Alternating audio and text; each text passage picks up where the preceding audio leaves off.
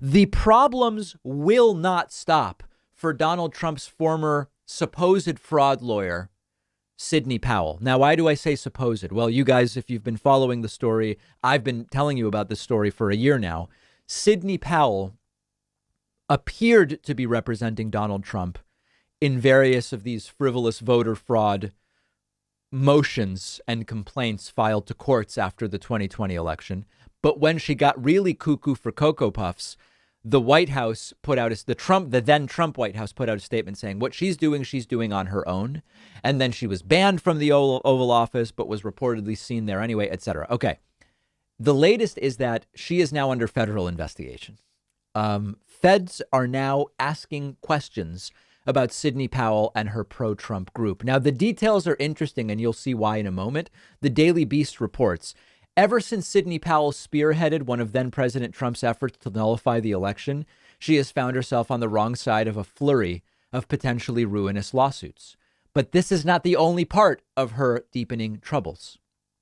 For months, the federal investigation running out of Washington, D.C., has been demanding documents and asking potential witnesses about Powell, according to three people familiar with the matter. Similarly, a separate investigation into Powell's anti-democratic activities took place in the Sunshine State earlier this year and has already produced results and punished Powell and her far-right group. The federal probe, which has not been previously reported, is examining the finances of Defending the Republic, an organization founded by Powell to fund her lawsuits to overturn the 2020 election. According to two of the people familiar with the matter, a grand jury was impaneled and subpoenas and document requests have gone out to multiple individuals as recently as September. Defending the Republic's finances have already prompted an investigation and a settlement with Florida's charity regulator. They paid a $10,000 fine.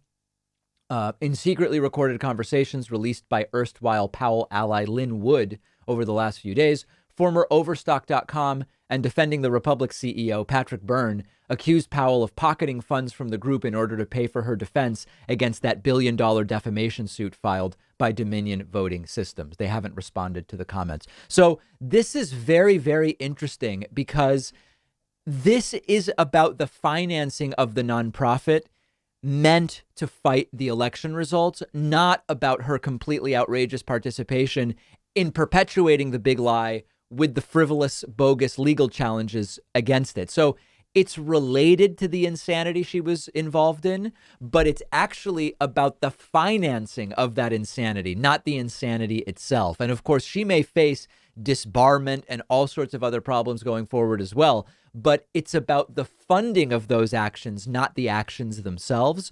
She seems quite troubled. As a reminder, here was this very strange interview that she did with Sarah Ferguson. We looked at this a couple months ago. Let's get a few simple facts straight. Yeah. In how many states were Smartmatic machines and software used in the 2020 election? I don't even know the exact numbers. No idea. But you were making some big statements, very dramatic, critical statements about Smartmatic. You must have known what involvement was in the election. Oh, you'd have to go look at our complaint against with respect to the 4 states that we filed legal complaints in, right, to get the details of that. A Google search would have shown you that Smartmatic was operating in one single county in California. Well, I'm saying I think their involvement's probably a lot bigger than that. What research or fact-checking did you do at the time to find out what Smartmatic's actual involvement in the election was? Do you work for Smartmatic? You've made an allegation against Smartmatic that they stole a presidential election. I think it's incumbent on both of us to know what Smartmatic's involvement was. It seems like a pretty foundational fact. I mean, I'm confused right now about why you're here. Because you How did you get into my house, ma'am? Series of very strong allegations against Smartmatic and against Dominion, containing many errors of fact. Do you accept the fact now that the company that you accused of stealing a national election only operated in one county in LA in California? One county, one state. No, I'm not prepared to accept that fact. I think Smartmatic's involvement was far more significant than that. Do I think they're trying to minimize their involvement? Of course I do. You said that Smartmatic owns Dominion. How do you justify such a basic factual error? I'm going to stop this interview. So anyway, who could have predicted that this entire thing she got involved in would have backfired horribly? So now under federal investigation. And I mean, I wonder if you ask her, do you regret even getting involved in this stuff? Trump abandoned you, your legal trouble, federal investigations, humiliating interviews.